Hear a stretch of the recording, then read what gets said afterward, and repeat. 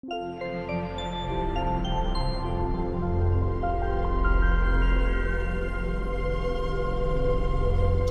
time. Swords. All right, we're going to talk about the next part of our Dawn of X kind of primer for you guys. Yeah.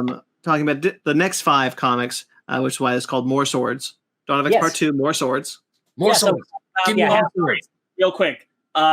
Absolutely none of the same directing or writing team from the Croods is coming back for the Croods too. Interesting. Ooh, that's exciting. Get set. That's kind of a bummer. That's also interesting that again, like the company got bought but they brought it back, but not with the what it's weird. X-Men. Hey guys, we're talking about X-Men. So we have 3 big books and 2 small books to talk about. So do you guys want to do like a big book, then a small book, then a big, then a small, then a big, or how do you want to structure it? That sounds good to me. Oh, cool. Let's do it. I think we save Excalibur for last because that is absolutely the most important one. I think. Apparently, that became the most important. Hey, spoilers for issue 1. It was the most important because I just reread all of it again. Okay, so when I read X-Men Creation or X of Swords Creation, and we got to the Excalibur shit, and I'm like, oh, thank God I've been picking up Excalibur since the beginning because holy shit! Listen, we will talk about my queen, Opal Luna Saturnine, the omniversal Matrix lady. We'll talk about her later. Yeah, we'll get to her later. But let's. Why don't we start with a little X-Force? Why don't X go and give it to you? How about some of that? I'll give it to you. Let me find those pages. Cool. Yeah. Okay. So this beauty. Well, this is my trade of issues 1 through 6 because I started picking up X-Force long after it started coming out. So. Hey, you're here now. That's all that matters. Well, I'm here now. I'm here. It's all collected. It's all there. He's all showing off his trade. I could just go with a shunk. Just all the X-Men. Go ahead. A whole bucket. Well, you guys remember when this whole X thing first started, I was like, oh, I'm going to pick a few. And then as it kept going on, you're like, dude, you got to pick up all. I was like, I can't. My wallet won't let me. It's X of Swords. It's really X of Swords that did it to you. Yeah. X of Swords. So X-Force, the first issue of X-Force, Xavier dies. And that was very surprising for people reading comic books. I was very surprised, but then I realized, oh wait, he's just going to come back later. Right. Oh, maybe that was his plan. Well, even in if I remember correctly, even in HoXPoX, they had protocols in case Xavier died. Yeah, there's like redundancies and like cradles of 5 different cradles in case, because Xavier is the dude who houses all the souls in his brain. Right? He's a walking memoriam of people. Well, if I remember correctly, there were no protocols of whether or not if Xavier died, it was if the first Cerebro helmet was lost. We have things like that. It was in X-Force 2 where they're just like, if Xavier is lost, then Jean has to do it, and we're not sure Jean can do it. Yeah, right. Because she has the power to it, but like Xavier's been doing it his whole life. Like that's not something you just put on. But man, this first arc's about Domino, and that because she gets sliced up for those killers to get in. Oh boy, yeah. The peacock, the man with the peacock tattoo, which I love as a villain. Mr. Peacock, Mr. Peacock, he's pretty sweet. NBC's biggest villain. All right, there's this one page I wanted to get that I thought of where the friggity fractic. You guys keep talking, I'll find it. Okay, so in that first issue, Magneto and Jean make a little swordy sword. That's second issue. I just found it. That's the page I was going to look. Oh yeah. And I took so many. The sword of Cerebro. Even in the second issue, we got our first sword. It was around this time that Ten of Swords was announced. Also, like this was because Ten of Swords was supposed to happen earlier. Yeah. So we'll look at the Cerebro sword. Just kind of like they did it. It's happening. Yeah. There's secretly like a sword in every book every now and then, which is fun. Yeah. So Xavier gets assassinated by, real quick, I can't call it a problem, but something I have noticed after reading all the books, there are 3 different South American cartels as villains. Yeah. And when you're reading one book and you notice it, but then you're like, oh wow, this all South America is all bad guys, I guess. I'm like, you guys are pretty good about diversity. Maybe look at that one. Costa Perdita is tied in two of the titles. Like it's the same gang being tied across 2 of them. Right? Yeah. Mm-hmm. Okay. But you're right. Like then there's also like 2 different Russian factions at the same time. Yes. And like the Flower Cartel and stuff like that. Yeah. but yeah, there's this like organization that wants to be better than mutants, but they don't want to be mutants. So they'll do everything that they can to be better, which includes so many things we could talk about, like Russian implants or some Lovecraft Country stuff. Lovecraft Country shit. Yeah, like aliens. Like, because I want to say later on in X-Force. Yeah, it is later on in X-Force. I want to say like issue 10 or 11. It's 10. At issue 10, you have like these little assassin babies, like chest bursting out of these nesting doll monsters. Yeah. They're nesting dolls. Yeah. But like it's the point of the X-Force books is to show the weakness and the defense that Krakoa and mutants need. And how you kind of always need, you have the X-Men who are like the shining examples of herodom, but then you have to kind of have your CIA like blacklist because they became a nation. Because they became a nation, like they got to do some shady shit to get by. And guys, like Beast is always, so you guys are recent in the comics, but Beast has always been morally corrupt in the comics, which has always been fascinating because he is a guy who's like, I love mutants and, I'm not a bad person, but I will do whatever I need to do scientifically to make mutants best, right? Okay, and this, so knowing that actually kind of changes my whole perception of Beast, because my perception of Beast came from the cartoon and from the films. Yes. And even the cartoon, I always had a fondness for Beast. He may not have been my favorite, but every time Beast showed up, I'm like, hell yeah, Beast. Seeing Beast do this, I know where I'm jumping ahead, but I really want to. We're talking about the whole thing. You're fine. All right, but I really want to talk about it. The Traitors Parade of Colossus. Yeah. Oh, you mean Beast's version of mutant McCarthyism? Dude, yeah. Beast for real in this book is he is a supervillain, and like especially the last issue. He has that line where he's like, "It will inspire their neighbors to say things about their fellow mutants." I'm gonna find a panel that I took a picture of. That's just so gross. I love it. Speaking of Colossus, though, I think he's been really great in this title. We don't see he and Domino choose to kill themselves so that they can be reborn. They have a discussion about it. Where he's trying to tell Domino, why don't you kill yourself so you're reborn without the damage that they did to you? And she's like, I don't want to forget it. And then they go on a mission and she ends up getting mortally wounded. Yeah. And she says, don't you let them resurrect me without me remembering. I'm not going to die. I want to remember unless the pain. You promise me. Cut to beginning of next issue. So so all that stuff. And she's like, yeah, I don't remember. I guess I didn't want to experience that pain. Yikes.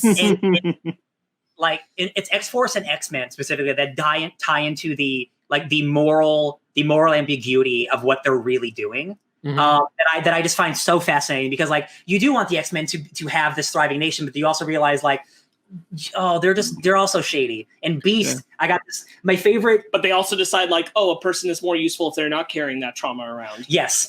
Which, hey man, it's a society. Beast says, I like to think of X-Force as a dark orchestra and I am the conductor. And that shit is so, and he just goes into every detail about like, oh, it's like a precision slice of the violin. And it's like, Beast, you're a psychopath. And he's like, oh, aren't you always right, Dr. McCoy? Always. This also ties in really well to like the very first issue of X-Force, where Beast is exploring parts of the island, and he suspects that there wouldn't be any dangers there. Yeah. And he gets nearly attacked by an animal that Wolverine kills. Yeah. And he says, "You can never let your guard down, Beast. You can never like all that stuff." And Beast just takes that advice and runs with it. Logan, you're right. So I was trying to flip through to get to the panel I want to talk about, but then I got to this one where Logan is split in half and he's stabbing a dude. Oh, I love it. Is the scariest he's ever done. Yeah. Oh, I love it. So the artist George comes along and slams his two halves back together. That's a great comic book.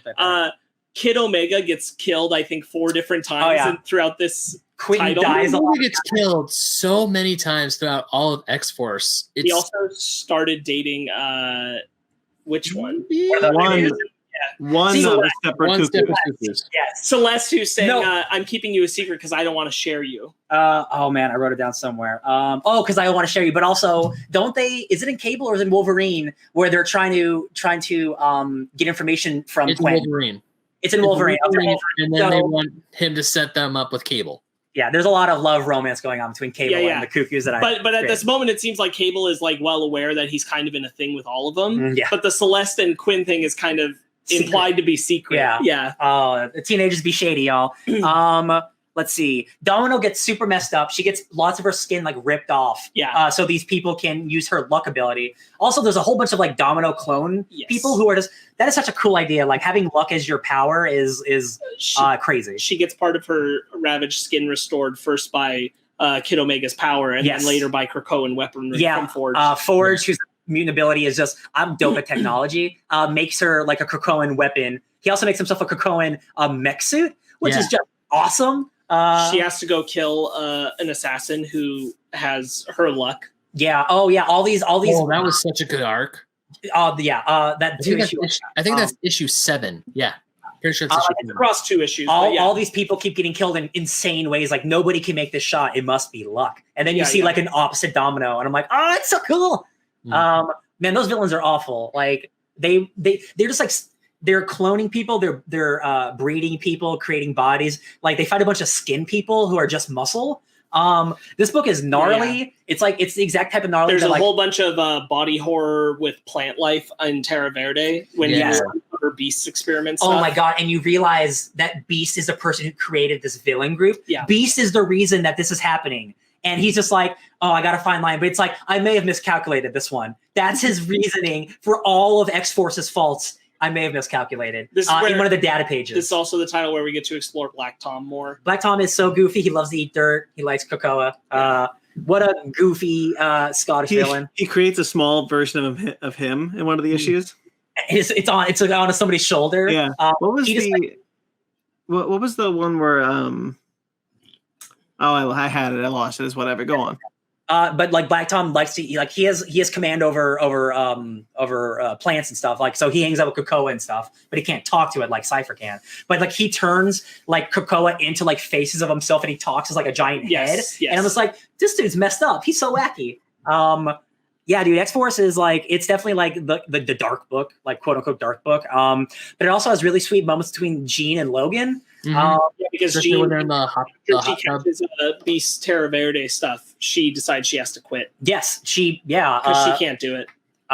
There's one great image that I reposted on Twitter. It's Beast, and he has like sullen black eyes, and his glasses are reflecting Jean's eyes. Yes, and I'm like, dude, Joshua Cassara, who's the artist on this, is insane. And and that's right. Like right after he says, "Man, what a mess I made." She's like, "Wow, we agree on that, Beast." Yeah, yeah. Like, oh, shit. No, even when Jean shows up to Terra Verde and she's like, "Beast, don't patronize me," and she's just kicking ass. Yeah.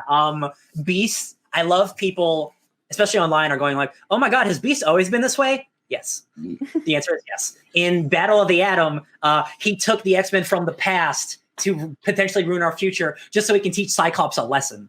He's like, "Hey, past the Cyclops, the future version of you is bad. Go talk to him. Don't worry about the future." Beasthead does not. He's smart. He's not that smart. I think he's great. You should read X-Force if you want some bad Beast. We should probably Wolverine next, right? Because it's hold on. I wanted to talk about. Got some notes. Yeah, the whole issue. Right? Is it? No, it's an X-Men. Never mind. It's an X-Men. Oh, the X-Force issue. Yeah. I really like the idea. Mikhail Rasputin. There's an evil Rasputin. Mikhail takes Omega's body. They're going to start using him because they take the Cerebro sword. That's what I was going to say. With Zeno, and he gets the Cerebro sword too. And Mikhail, and he wants them to extract all the data out of the sword. Yeah, and Mikhail is a mutant, but and Zeno, who is this evil organization with Mr. Peacock Man, hates mutants. But Mikhail, who's a bad guy, is like, listen, if you want to beat mutants, you're going to have to work with mutants. Yeah, and that's the most important thing where we left off at. And also Colossus wanted to step really far away and just be a farmer, but he keeps getting dragged back into stuff. Man. And right now he's been physically dragged in. He's going to be questioned by Jean. Yeah. And Omega Red. With Omega Red, because they're creating a whole, again, Beast is creating a whole idea that anyone associated with Russia is trouble. Is bad, yeah. It's very McCarthy. We have scenes of Beast like interrogating and like torturing people, and like even Jean's getting in on it, but like she doesn't like it. I'm just like, man, this is like I love that. Again, I talk about being cowards. Like I'm glad that like Marvel's like, no, make Beast the way he really is. Like when he really is like, yo, I'm all about him. I'm all about mutantdom, just in the shadiest ways possible. I love it. It's gross. Wolverine next. Sneak. Hey guys, let's talk about a pale girl. Is that her name, the Pale Girl? Yeah. Pale Girl. This book has had some interesting artists. Yeah, one of the artists is a super douchebag, and it's unfortunate. Which one? Victor Bondonovic, the Greg Capullo looking guy. Okay. He's the Dracula man.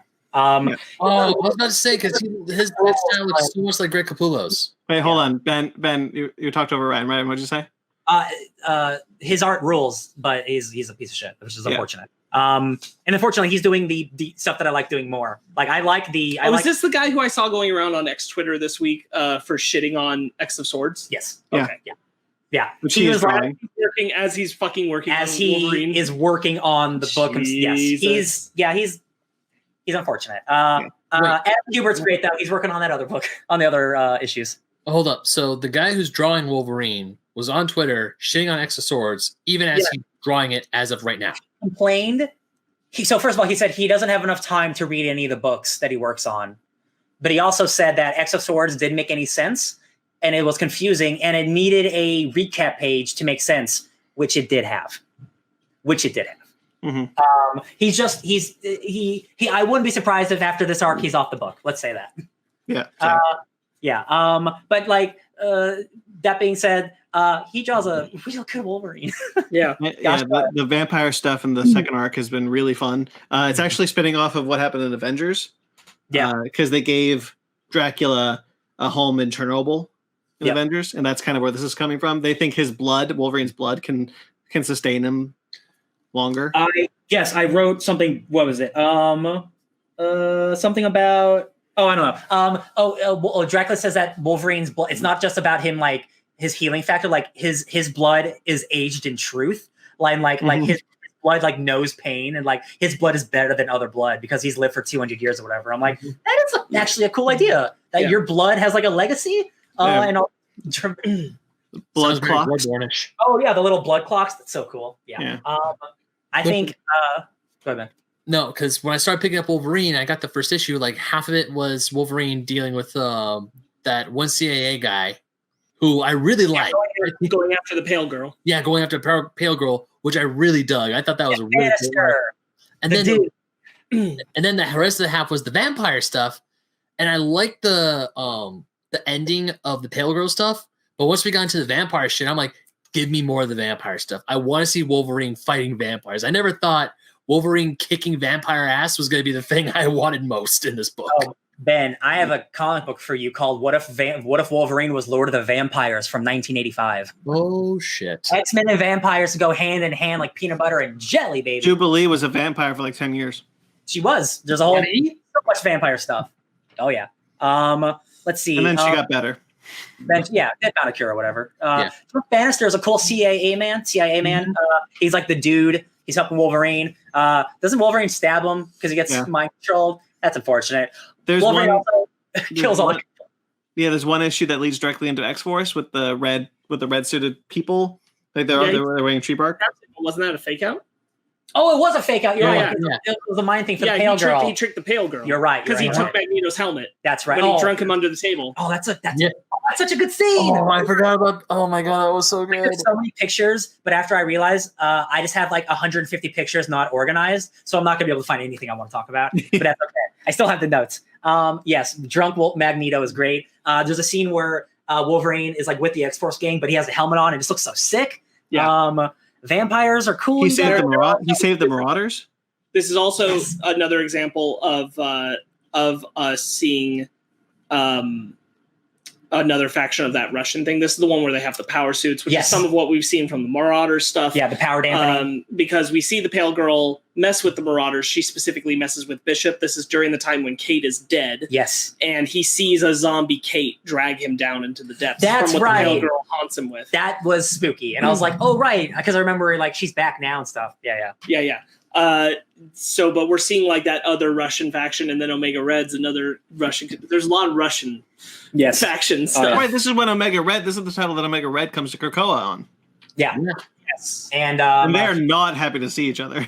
No, they're not. Logan's pissed that they're letting him be there at all, and he's the one who tips him off in issue 1. He tips him off and says that he should go investigate, and he ends up stumbling into those vampires with the other girl. Yes. Wolverine meets a team of cool teen vampires who only eat animals, And I'm like, oh, we're busting him out. Yeah, I can't wait to see more of them. They listen to heavy metal to drone out the voice of Dracula. Yes. Oh, it's so sick. I love it. And I just wrote Vampire War setup, baby, because the final issue is just like Dracula is gonna come for Krakoa, but not yet. That's the next crossover. Right? Yeah. We're not ready to take on all of Krakoa yet. Yeah.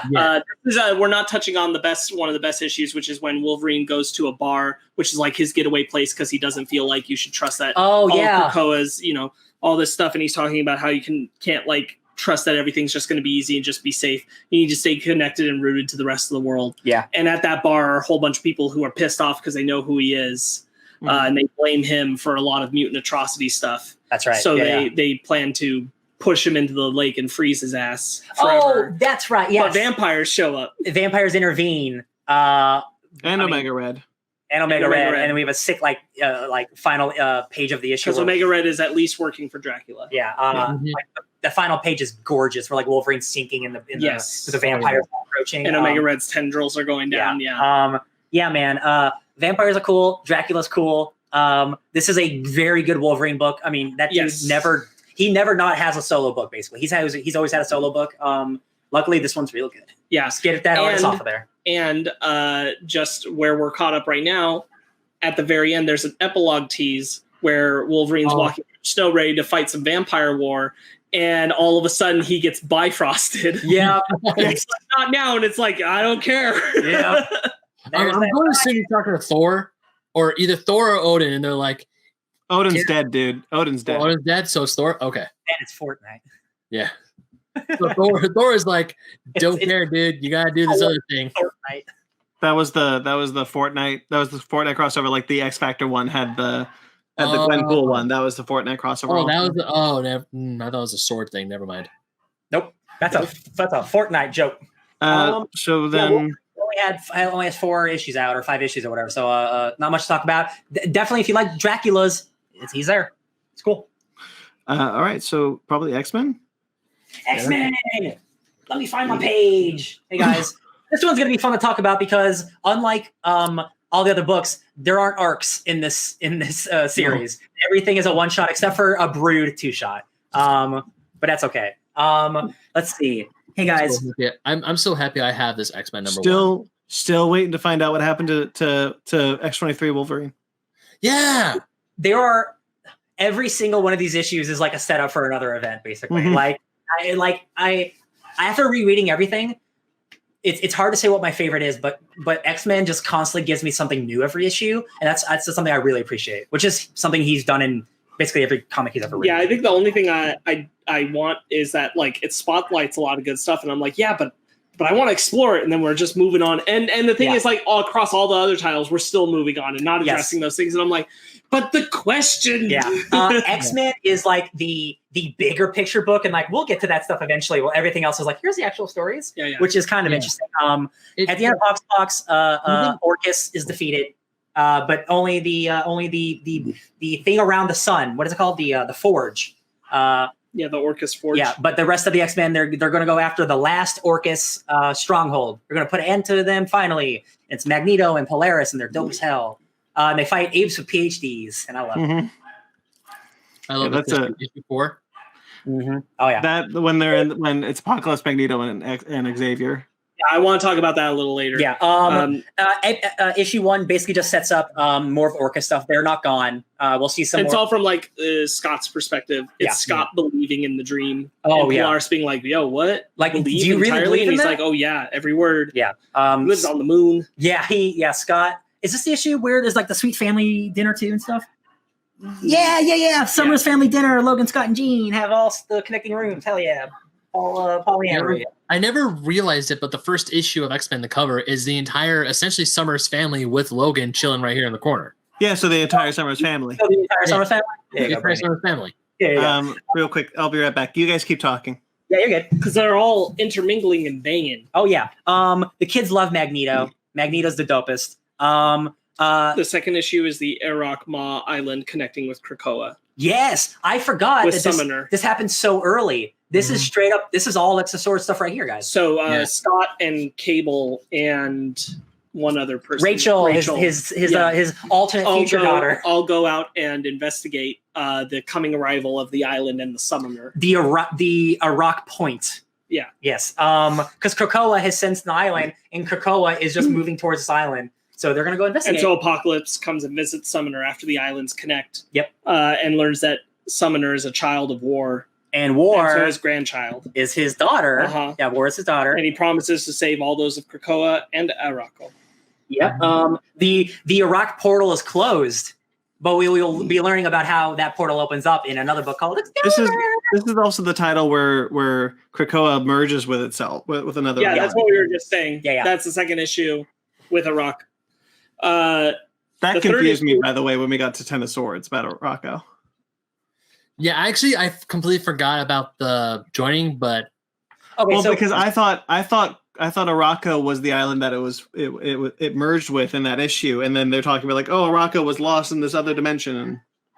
Yes. So very, very quickly, Araco is in Otherworld. That is the X of Swords creation stuff. This is the Iraq Point. It is the way to get into that other island. It is in another dimension. I see. Yeah. But it also like physically was another island on its own that connected to Krakoa, just to be clear. Yes. It's just not all of that island. Yeah. It's like a little break point. The third issue is horticulture. Old ladies who know a thing or two about plants and beat the shit out of Sebastian Shaw. Bro, oh my god. This is the most divisive issue of X-Men because some people hate these Golden Girls villains and some people love them. I love them. I think where they showed up, we're not going to talk about it, but the Empire crossover where they reappear is perfect use of them. And then they team up with Beast to take them out and stuff. Yeah. I feel like the horticulture makes sense because Krakoa's economy is essentially based off the Krakoa plants where they used to make their drugs. So of course, a bunch of crazy plant ladies are going to want to get their hands on that shit. Yeah, they are radical botanists and gardeners. They're like extreme scientists, but for plants, and I love that. It's like poison ivy, right? I think I like them because they're different. Yeah, I love that they're 80-year-old villains. This is 81 years old. No, there's this great scene in the Empire X-Men crossover where where horticulture shows up and Angel's trying to fight horticulture, and then I forgot her name, but she throws a bunch of pheromones and he sees them all young. All was hot. Yeah. That was in the Empire crossover. Yeah, that was. So issue 4. Hold on, real quick. Okay. So we know about the Logan, Scott, Jean trifecta, but in this issue specifically, there's a lot of implications that Scott and Emma are also in a relationship, which means they're probably all just banging. Because in another comic, Jean and Emma have a moment together, and I'm like, dude, everyone's just banging. It's great. Yeah, I love it. Free little cool, baby. Issue 4 when is you're all that hot. Issue 4 is Magneto, Xavier, and Apocalypse in suits negotiating with other nations while Gorgon and Scott clean up the U.S. soldiers in the building. Hell yeah! They go to the which is all them just establishing like their power and everything. Yeah, they go to like a basically a UN conference, like a what is it, the G3 summit, the G4 summit, something like that.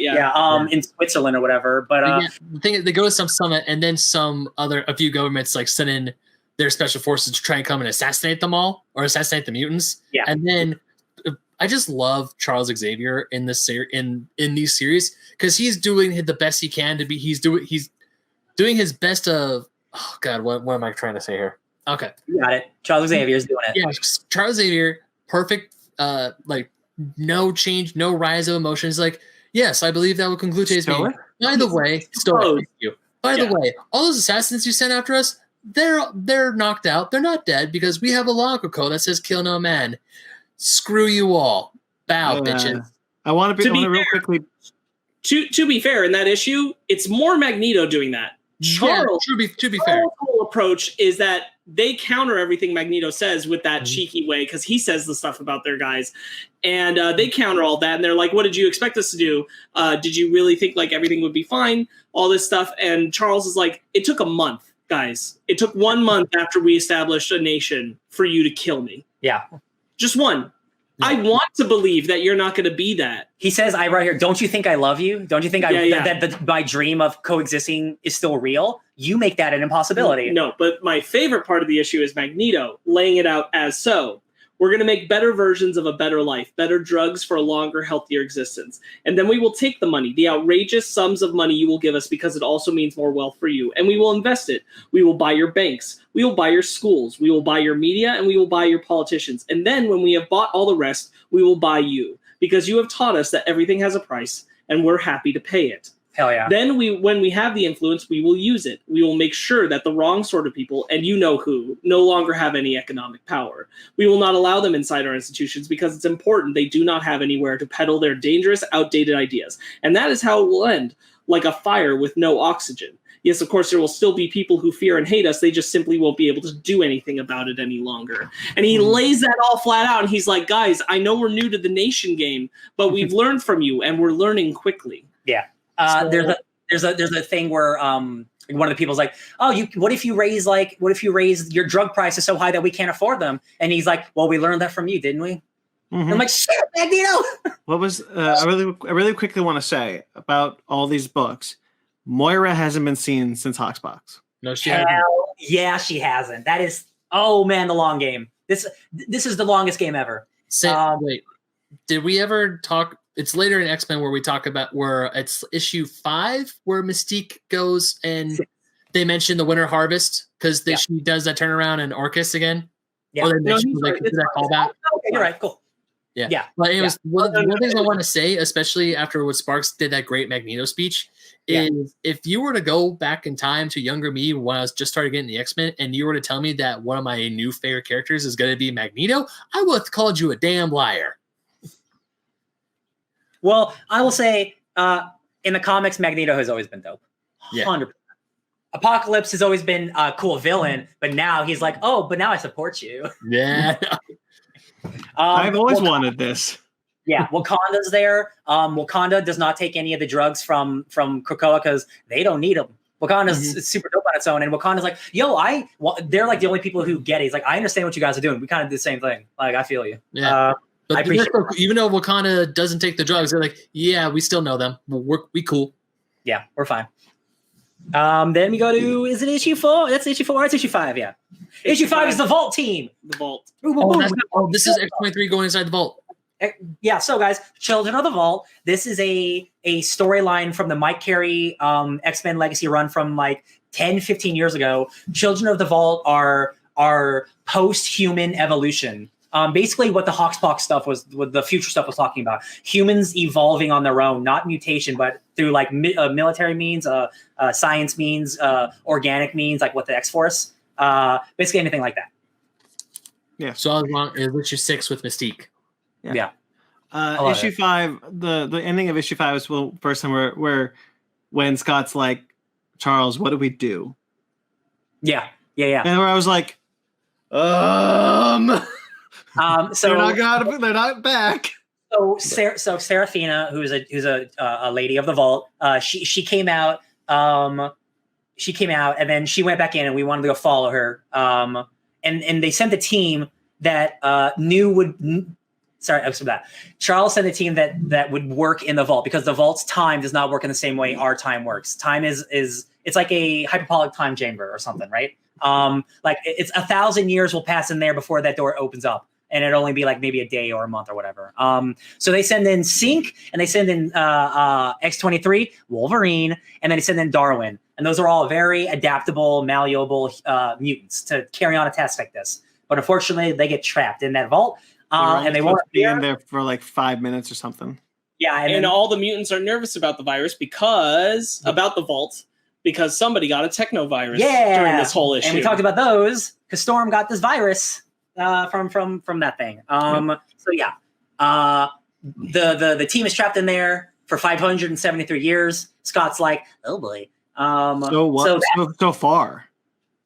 So that's an event or something happening because the Children of the Vault are a super dope, like awesome adversary to the X-Men that haven't been seen in a long time. Which a lot of this X-Men run is doing. So it's gonna be cool to see them show up in like a year or two or whatever. Destiny, you guys. Destiny's real cool.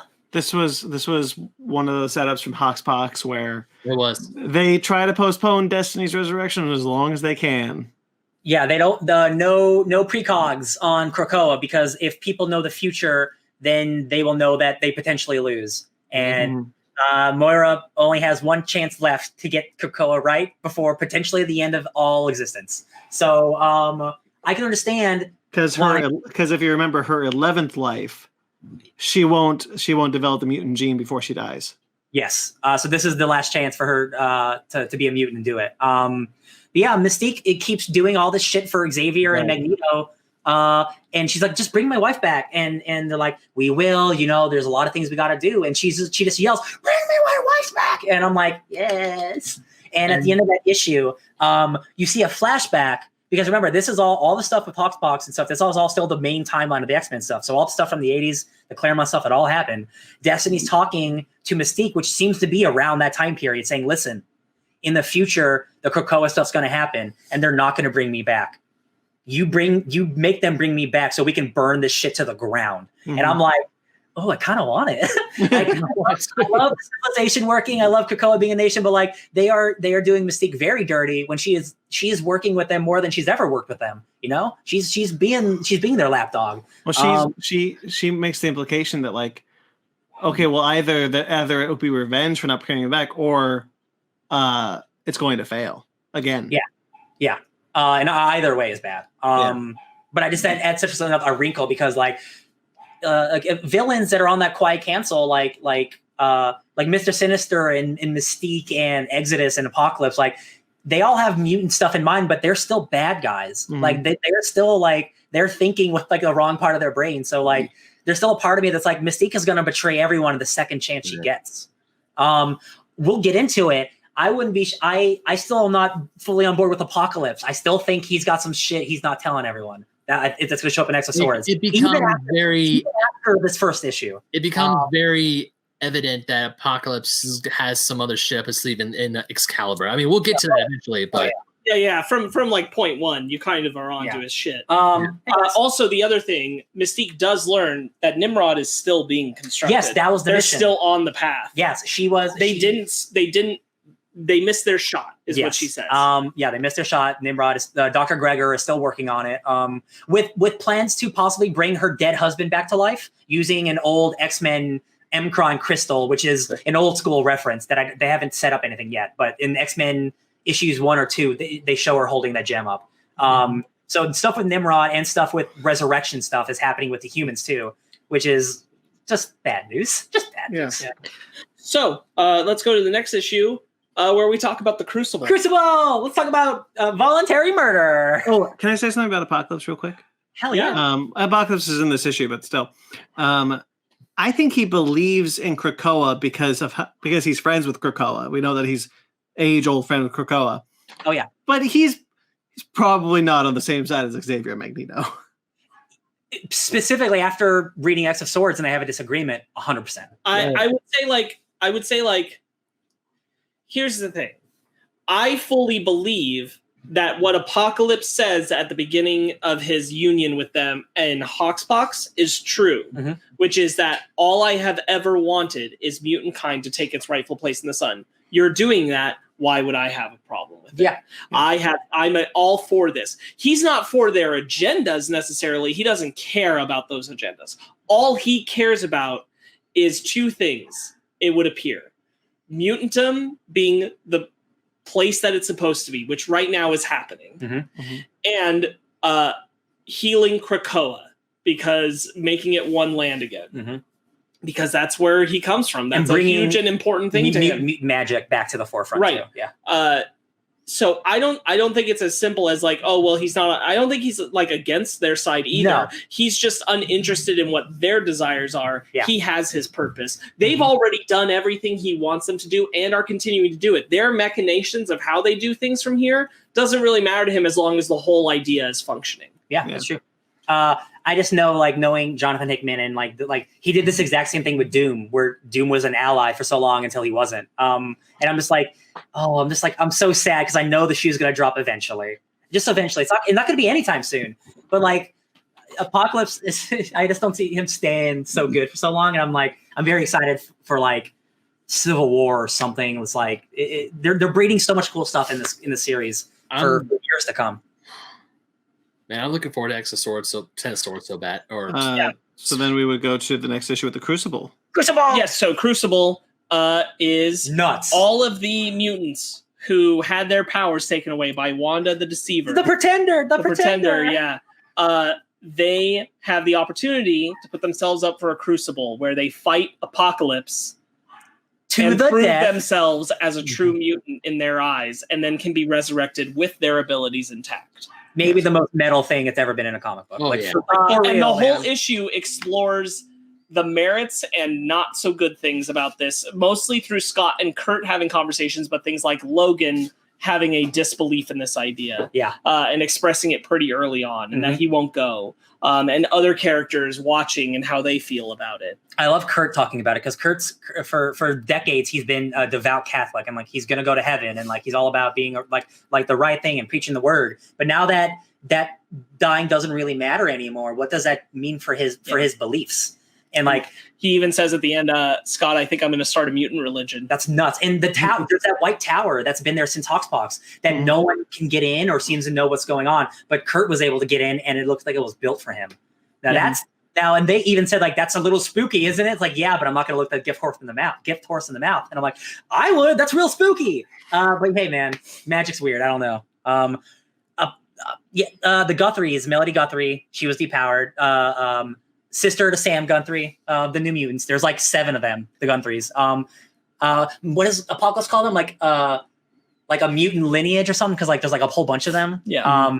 But that is like this is such a powerful issue, not just for like what it means for the comic, but like so many people in real life have taken this to like what it means to like accept who you truly are and being reborn as who you want to be and stuff. You know, like all the LGBT stuff. It is an interesting like counterpoint discussion essentially that kind of pairs itself really well with the discussion that's happening between Peter and Domino in X-Force, where it's, you know, like how good is resurrection, all that kind of thing. That characters are talking about this all across the lines. Yeah. But this is another good like counter on that discussion from there. But the idea that, hey, we're going to have like a gladiator arena where if you want to be reborn with your powers, you have to fight for it is it's really crazy. And it really is maybe the most like morally ambiguous thing that is in these comics. Cause that is straight up just like, yo, we're going to kill you to be reborn. Like that is just like, that is so nuts to me that this isn't a regular comic book. And it's crazy because like a lot of the concept, I'm pretty sure that some character even openly admits is because there's just no good system for giving them all their powers back at the same time. So they have to create an order. This is the order. This is the first time that HoXPoX stuff about chimeras is brought up because they say, remember the wills and how people are willing to have more powers brought back with them. This is the start of chimera shit and the sinister cloning labs on Mars and shit. I'm like, it's slowly coming together. It's crazy. And like Apocalypse is like, oh, you died valiantly and like rise, and like Arrow rises as she's reborn a mutant. And I'm like, yo, that's good shit, man. Like seeing her float up and just the sheer joy on her face now that she has her powers back. But it's still pretty metal how she takes a sword, fights Apocalypse, and he says, you have proven yourself, now die to be reborn. It's like, that's mess. And it's an entire arena full of people watching. Like, it's weird. That's a religious experience. Like, it's because when I was reading that issue, it was I understand why she's doing it because she wants to get her powers back because she feels like a part of herself was taken away. 16 million mutants lost their powers. Was it 16? No, that's Genosha. How many mutants lost their powers? 2 million. It was 2 million? Yeah. 2 million mutants lost their powers thanks to Scarlet Witch.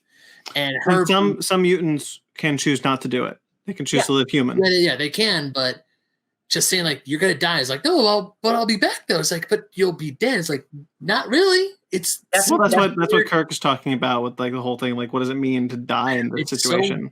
It's so weird, but it's also so profound, and it's a really damn good issue. Yeah, issue. It's nice when something like a comic can like. It doesn't like go super hard into like religious stuff, but it goes just enough where it like makes you like ask questions, and I'm like, oh, is what they're doing good? Mm-hmm, like I don't actually get to read that in a like I'm talking about Immortal Hulk in a mainstream comic, like these bold ideas, like you don't get to really see those that often. Yeah. Next issue. Next 2 issues. Brood. The Brood. They're coming for an egg. Guess what? Wolverine and the X-Men cameo crossover. We got Kid Gladiator. We got Idy and Brew. Got all our favorites. I love it. Roberto da Costa reappears. The Shi'ar Empire from New Mutants is back. It's all full circle, baby. This is the New Mutants issue. So the New Mutants bring a brood king egg back to Earth from the New Mutants book. And that's a problem because the brood really, really wants a king. So the entire brood armada, which is trillions of aliens, come to invade Earth. Oopsie poopsies. The brood king, we find out, was made specifically to control the brood queens, which control the brood. Yes, it's an artificial creation by A. It's an artificial creation, and and then there's not like a lot like super heavy story stuff, but the brood come and they fight a magic. There's a lot of cool visual stuff, like using the Starjammer to lead them into space. Oh yeah, they take the whole thing into space, the Shi'ar Empire, and then the way it ends is what's his character's name? Brew. Brew. Eats the egg. He was real hungry, and then he's eating the egg as an entire armada of aliens is behind him, and now he's like the king of the brood. And I'm like, yeah, that's character growth. All right. I wrote down here, Vulcan has his first hangover. Vulcan, that's the next Vulcan issue. He was a villain. He was created by Ed Brubaker. Did you guys know Ed Brubaker wrote on the X-Men? Mm-hmm. It's not very good. Sorry, Ed. You can't be good at everything. But he created Vulcan for this event called Deadly Genesis, and Sway and Petra were also created there. But this is like an issue centering on them, and they're a bunch of like party like socialite girls, and Vulcan. He talks like almost like Shakespearean, but like very like I am the fire and the fire is in me, which causes some like really funny stuff with him and Scott, just the way they talk to each other. I really like the family dynamic throughout this entire issue of issues of X-Men. The Summers family is super involved, and it's just lots of familiar stuff going on in all the books, and I think that's really fun. Yeah. Vulcan in his issue has an encounter with the Kotati. Mm-hmm. This is and they're going to they want to control him the same way we see them control She-Hulk in the Empire event. He's got too much fire. But he is disturbed and awakened in his experiences when they're doing it and burns them all. Yes. He was experimented on. As you can see, you see some of it like those crazy aliens and stuff, like awakening the fire that's in him. Like, and you see it's either this issues or later on, but like he is a bad guy who does not want to be a bad guy, right? He's like, I don't want to. Like he's destroying the Kotati, and he's like, I don't want to be this guy. Let's go have a drink. And that's character development. Yeah, I love it. Not much in those two issues, just really fun. Those are also Empire tie-ins, but not the Empire tie-in. Right. Yeah. And then the next issue is the Kotati are pissed off because Vulcan did that to one of their launch points. They know it was Krakoa, so during the Kotati invasion, they invade Krakoa. Yes. And then we see what happens there. Magneto was like, nah, we're just gonna... But Magneto was like, that's funny. Magma, who's part of the New Mutants, and Iceman do some sweet power fusion, which create a bunch of giant metal brittle things for Magneto to throw at the Kotati. So sick. So I will say, like, just as Empire stuff, and I'm almost certain, this would have been addressed somewhere in the original amount of Empire books. Mm-hmm. Magneto leaves a tease at the end of this issue. Not to say we're done talking about this issue, but he does leave a tease about going to the moon to finish this. And that aftermath is never addressed in any form. We never see Magneto in space during Empire. We never see... Is he not on the moon at all? We don't see him. Okay. That's a shame. Yeah, it's just not, like, I'm sure, because the Empire event was supposed to be much bigger, I'm sure somewhere there was going to be some acknowledgement of Magneto helping with the fight on the moon, but it's not addressed in the larger event at all. Yeah. You just kind of are like, okay, he did stuff. It helped, I guess. He dropped a couple satellites. Yes, he did drop a couple satellites. It's pretty good. Oh, the Chandelure family vacation.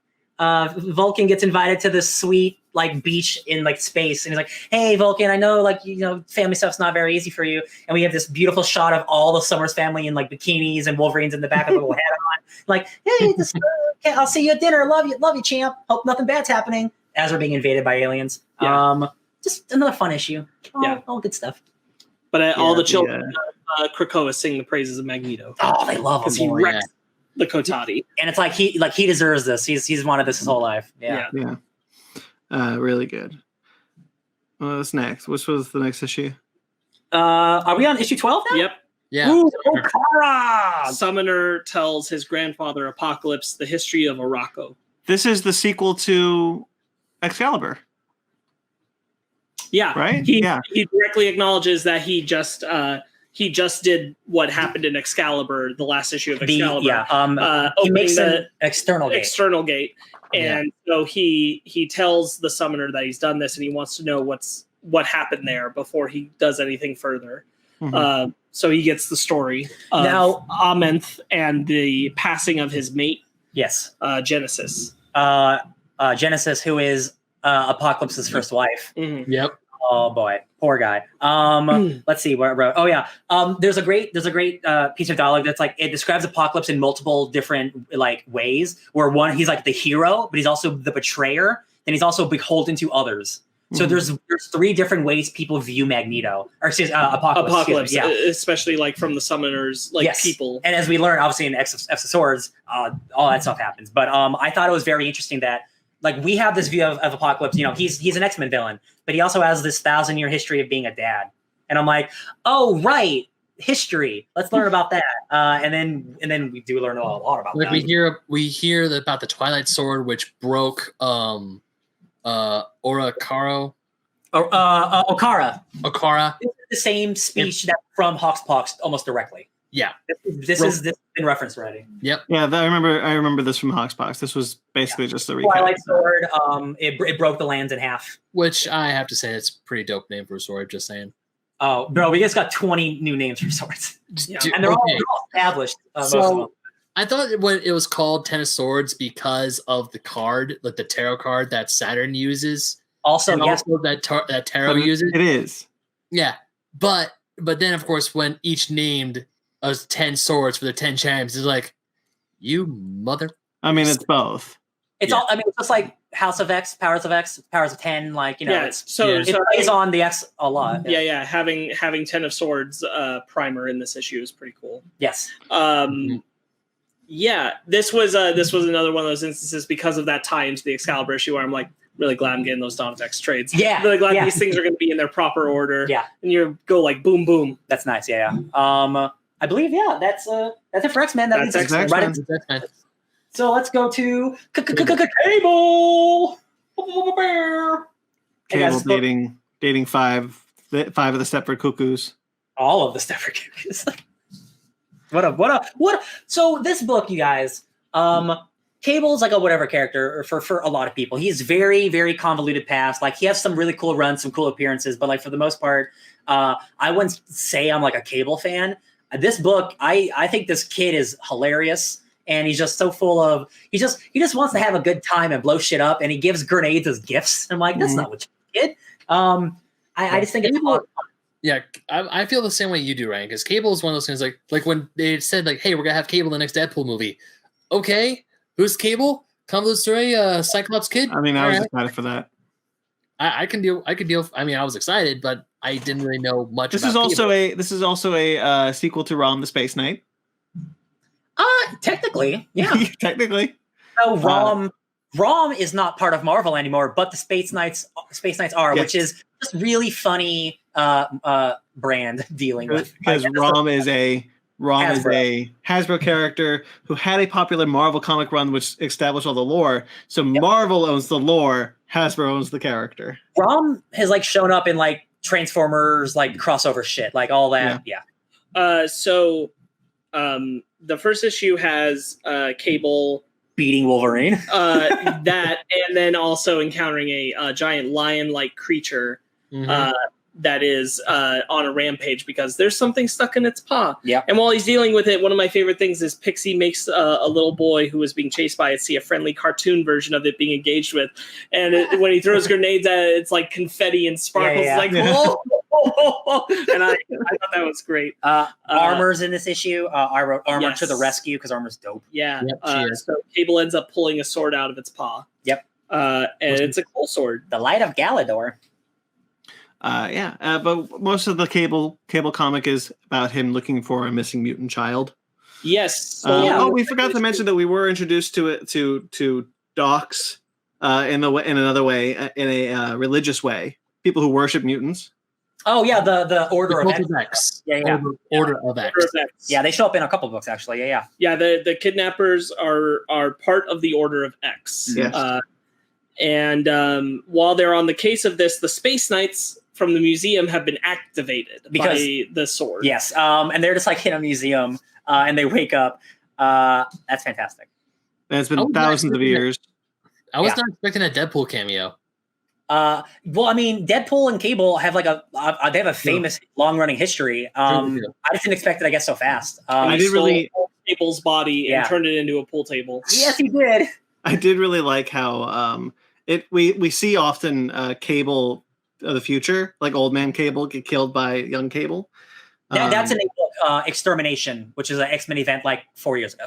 Yeah, but Kid Cable was always kind of like, I don't understand why he didn't just warp out of there. Why didn't he just time travel? And then we get the explanation that he remembered that he needed to put a time machine in that moment. So that it's a Bill and Ted moment. Oh no, he remembered that he could put an atomic bomb in his arm instead of a time machine. Yeah. It's Bill and Ted. Yeah, it's like think of the thing. There it is. Him hanging out with all the or Esme of the Cuckoos. There's a great line where Cable's like, well, where are the other girls? And she's like, Cable, like, we're all dating you, but you're not that interesting. And I thought that was really funny. And then they all are discussing him and like, we're gonna crush this boy. Yeah, so it makes me wonder if they're just doing this because there's a line of like, there are a dozen other telepaths we can be messing with, right? So it makes me wonder if Esme actually likes him. Because it seems like there's some actual romance there a little bit. I think so. I think Esme actually likes him. But it was funny when Emma shows up and Emma's just like, if you hurt my girls, I'll kill you. Yes, ma'am. You got it. She tells Scott that Esme needs to get her heart broken. Oh, yeah, she's the one. She said, don't let him break any of their hearts except Esme. She needs it. That's so funny. Scott's just eating a sub sandwich or whatever. Yeah. No, I love when, so the cops are kind of, they're douchey, but they're also kind of like, hey, we get it, but this is our turf, so stay off of it. And then the guy's like, welcome to Philly, go get a cheesesteak. He's back at home about to eat a cheesesteak. He has like his tongue sticking out of his mouth. It's just like, it's the cutest little panel. I love it. And then, of course, Emma comes in and she's like talking, and Scott's telepathically talking. She's like, no, don't telepathically talk to me. He's like, I'm hungry. I wrote Esme likes dogs because she rescued a dog that was stuck in a house. I think that's dope. Speaking of dogs, you know what really disturbed me in Cable? What? The text messages between the Order of X guy. Oh, yeah. And he's like, did you kill a dog? He's like, no. And he's like, okay, kill the dog and then yourself. Don't write back. And send a thumbs up and a receipt of your fate. Yeah. That's some messy get a receipt, shit. Yeah, old man Cable has been showing up at the very end of every one of these issues. We don't know what's going on. He's alive somehow. Let's see. No, that's not the sword for good. No, they were just showing images from. The only time we see him that isn't related to Cable, the younger form of Cable shooting him, is an early first issue glimpse where he kills a crab. Yeah. And then past that, we don't see him. There's a second one. Yes, there is. He shows up at a giant building. It's like, oh, that just doesn't look like a trap to me. That's the last issue. No, I don't remember. 100%. He shows up. Oh, I do remember that. He does. I do remember that. He absolutely does. Let me find it. You guys talk real quick. I got too many pictures. I don't know if I have anything more to add about Cable. There's only 3 issues out. It's not a lot. 4 issues out. I remember that. He gets to keep the sword. Wait, hold on, Ryan. What'd you say?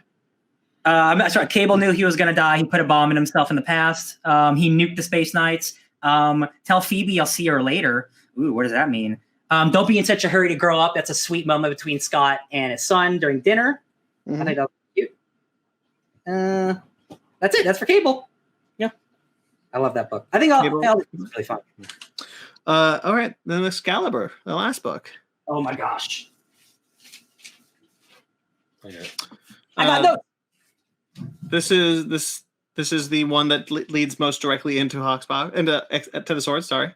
Yes, this is true. So, Apocalypse. He's all about mutant magic.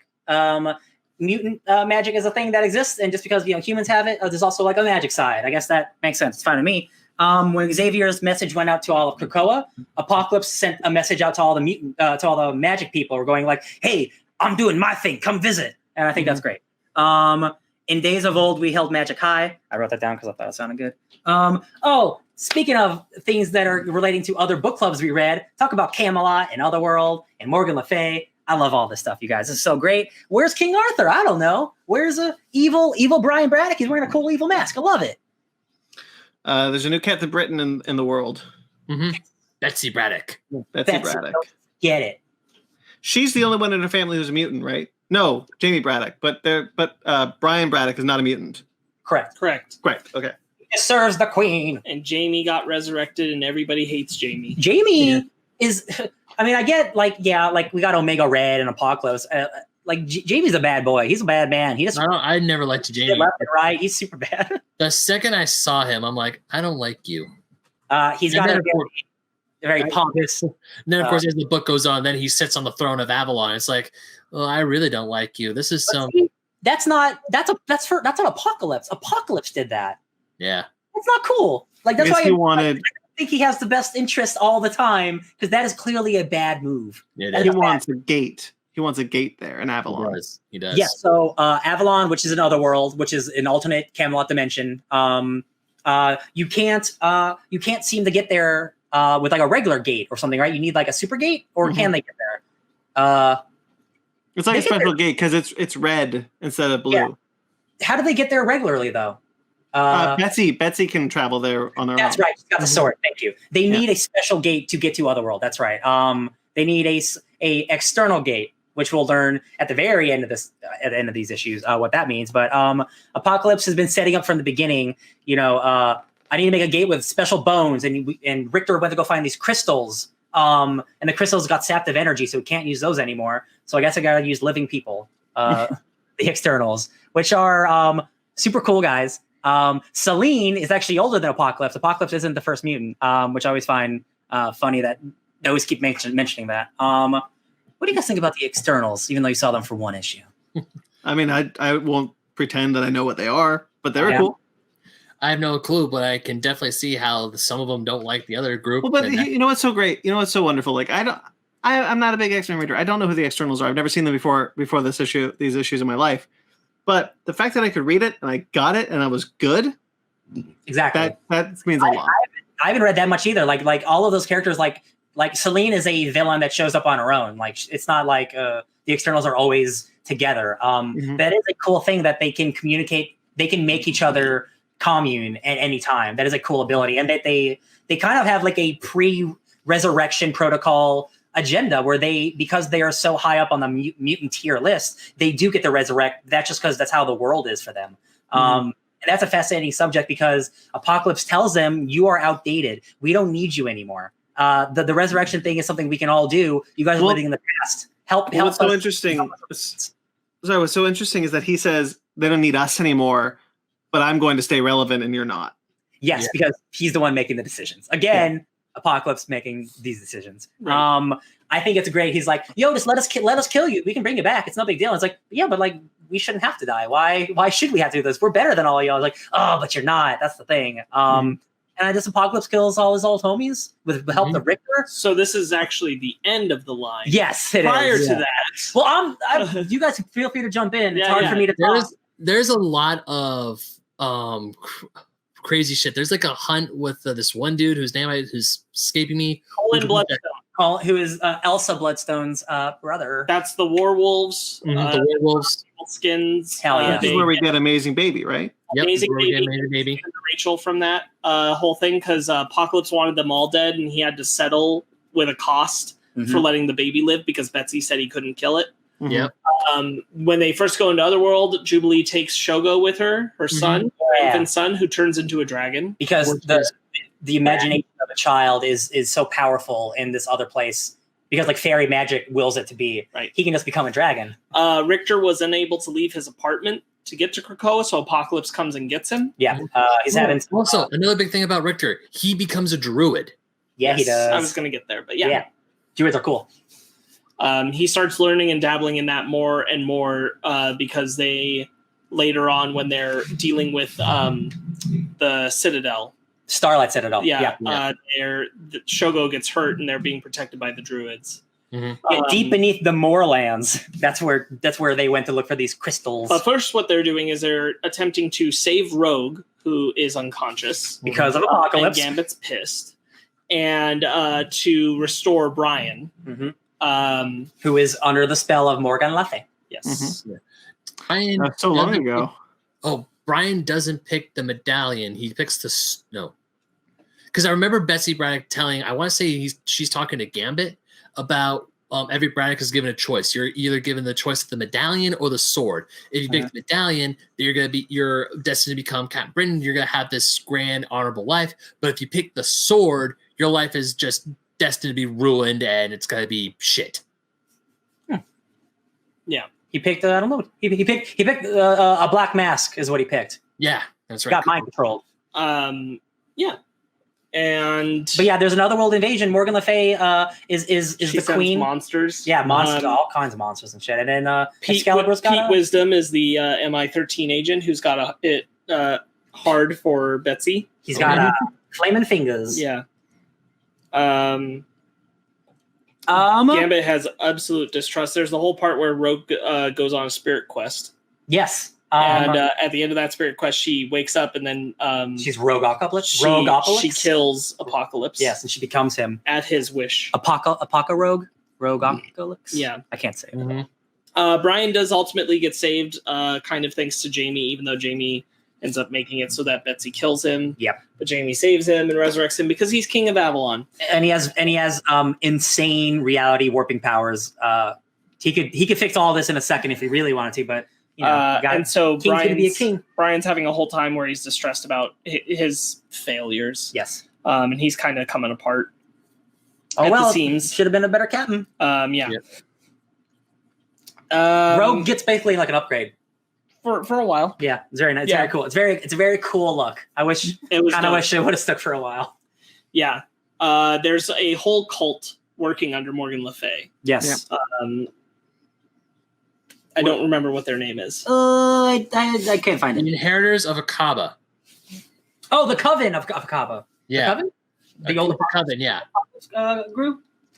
Yeah, and they're part of that plan where all the monsters come to Earth and are trying to like shame Captain Britain, make people feel unsafe with her. Mm-hmm. Yeah, that was a dope couple pages. And then when they go after the Citadel later, Jamie creates the fractured timelines where Captain Britain Betsy gets taken out and the other members of the team take the medallion in 4 different realities and become different Captain Britons. Hell yeah. That's a super cool cover. Saturnine is using against them. Saturnine. Mm-hmm. Hell yeah. So Opal Luna Saturnine, the Magister of the Omnimatrix or whatever, is super rad. She might look like Emma Frost, but she's not. But they're both cool and blonde. She runs the Nexus of all realities, meaning she is the most powerful cop in the universe, which is a weird thing to say. But she runs the Captain Britain Corps. Who they are the multiverse police. Who right now do not exist. Because shit got bad. But she wants to bring him back or whatever. But Betsy's like, I want to be Captain Britain. Mm-hmm.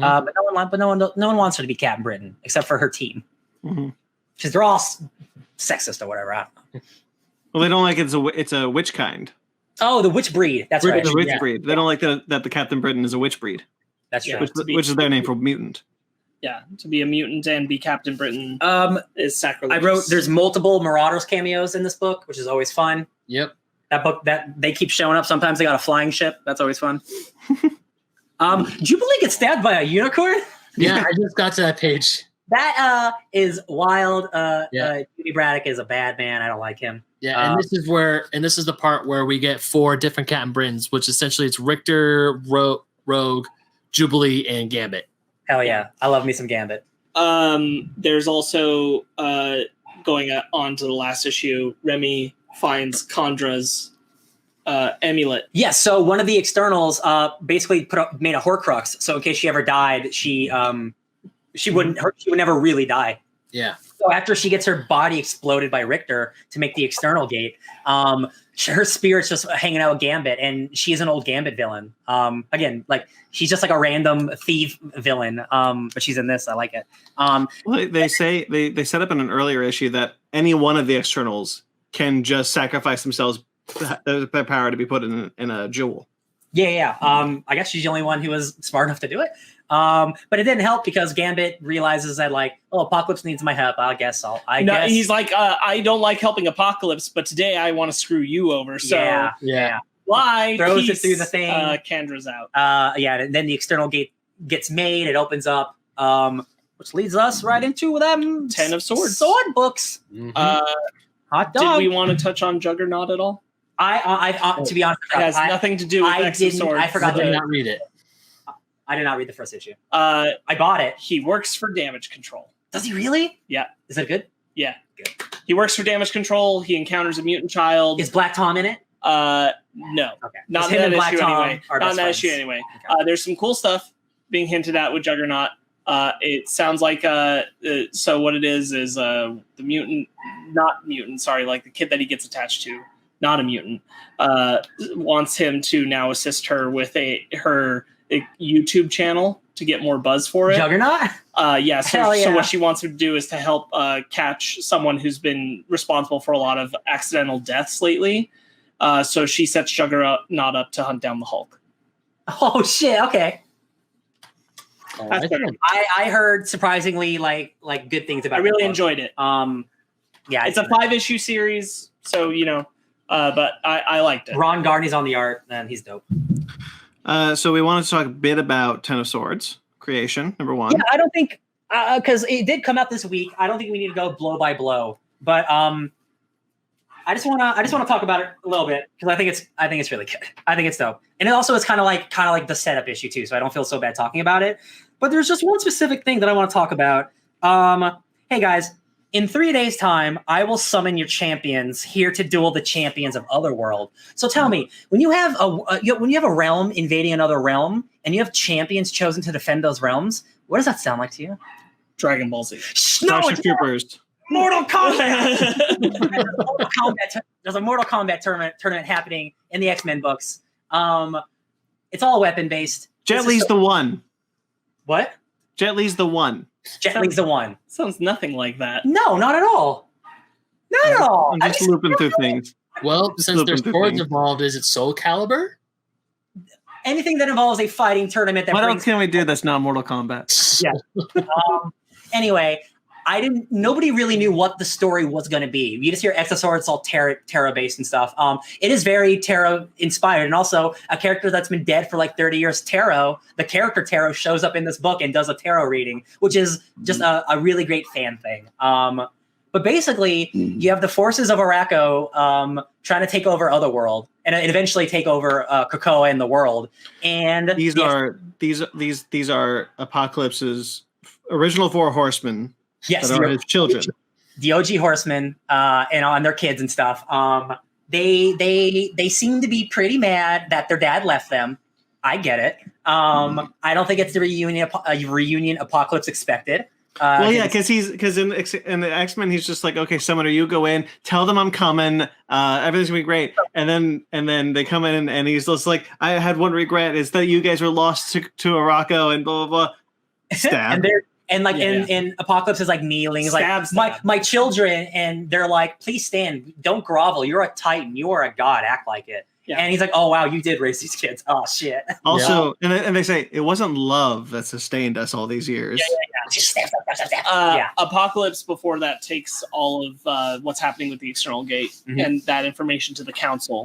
He finally lets them in on it. They're like, yeah, man, you did this on your own. Thanks for telling us. Blow that gate up. And Krakoa's like, yo, I don't want that gate blown up. And they're like, Krakoa, I'm so sorry. We didn't mean to make this decision without you, but surely you can see this puts us all at risk. The gate stays. Yeah.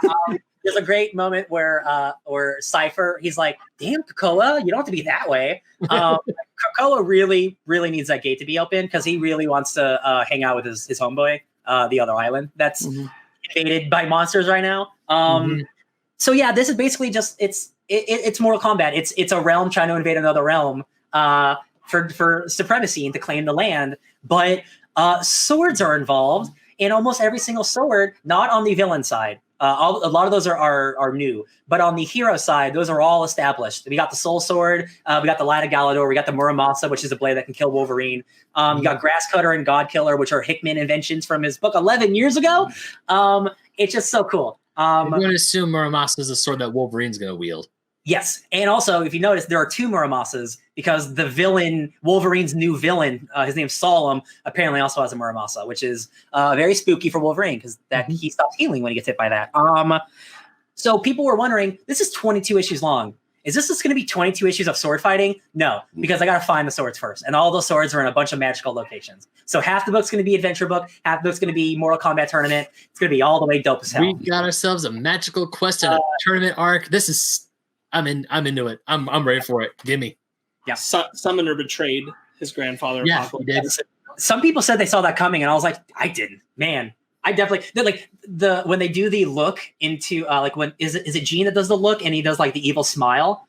Summoner like turns back and does like the most evil smile. And, it's is it Rachel? It's Rachel. Okay, yeah. Rachel and Cable are both looking through Banshee. Yes, and they see Summoner do that, and they also get a psychic message through Saturnine. Yeah, that sends them to Sword. That's right. Yeah, that's right. So Cable and Rachel are like, Dad, we need help with something. And Scott's like, well, I guess sure, I'll help you out. And then like, what is this thing? And he's like, oh, I know exactly what that is. Let's go. We don't know what it is, but he does. I had no clue what it was, and then when it said sword was like raise your swords, I'm like, wait, is that sword? Sword. I don't know what the generator looks like either. I don't think anyone knows. What's really cool about that whole sequence is how nonchalant Scott is, and he's just like, my short-sightedness means that we're gonna have to take the scenic route there. But here it is. This is what you saw. Yep, cool. This is Sword, by the way. Yeah. In the end, where it's just like the data page of Sword being like currently offline. Blah, blah, blah. So this is the most interesting thing. 3 weeks ago, all contact with the peak ceased, and quarantine measures were enabled. So something is happening on that base for the last 3 weeks, which is why they haven't been in contact. So Cyclops, Cable, and Rachel are going to have their own little adventure with that sword operation. Some spaceships going on, but yeah, bro, we're gonna find some swords. We're gonna have some fights. People are gonna probably die. It's all happening, baby. The Anubis looking like Pestilence or War or whatever the character is, he gets shrunk like Saturnine. So he's just like a little like, I'm evil. And I'm like, oh, this is too good. Well, it's just like I will not yield. No way decreases my power. Yeah. I just think it's a very, very exciting time for comics. I completely understand not wanting to have to pick up literally 9 books to read all these crossovers. But hey, the X-Men have been doing these crossovers literally since the dawn of time. Most of their crossovers are always these huge epic books because it's a family. All these books it's a big family. Excuse me. I'm very excited. I think a lot of people's other part of it is that it doesn't feel like, I don't agree, but it doesn't feel like you can just come to this without being more familiar with like all of the titles or close to. I will say, if you read HoXPoX, you can jump into this. If you are jumping in fresh, not reading X-Men the last 2 years, you're gonna have some hurdles. Yeah. There's just some stuff, but I think the data page, it talks about. Let me see if I can just find it real quick. I would make an argument that Excalibur and X-Men bare minimum are necessary. Yeah, definitely. Yeah, definitely. In the X of Swords, like the first recap page, it talks about Krakoa and what it does and who their villains are. Like it's all right here. Like you can jump in.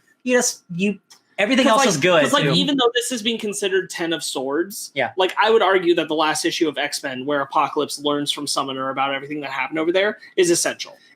It's also like it is basically like on X-Men 12 it says like prelude to X of Swords, but it's not like chapter 0 or anything. Yeah. I'd say like you kind of have to at least be doing X-Men and Excalibur. Yeah. And read those to be up on this in a way where you can actually enjoy it. Yeah, definitely. It's best to have it all under your belt, but like if you have to strip it down to like bare minimums, those would be my bare minimums. Yeah, X-Men and Excalibur.